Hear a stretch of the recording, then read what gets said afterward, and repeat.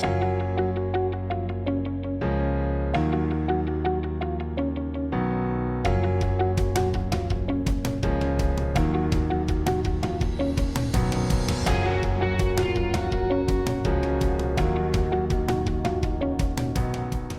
it was the first Sbarc event here at the Hub, Life Sciences Hub Wales. Yeah, we talked today about healthy ageing, particularly focusing on loneliness and social isolation.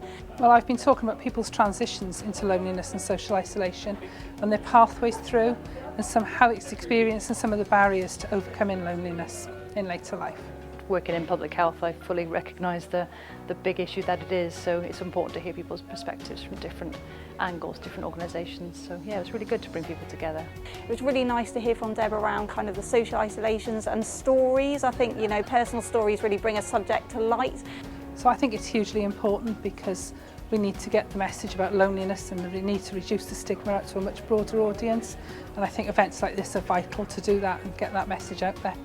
So this Sbarc event today, so we got about 70 people together, which was really great, really important for our work here at the Hub, because it's about stimulating ideas, it's about looking to the future, it's about creating partnerships. And I think today, so we touched on social isolation and healthy ageing, and I think people really saw the opportunity. It brought people together from public sector, from health, from social care, from academia and industry. So I think for the Hub, it was a really great kind of opportunity to develop those partnerships for the future.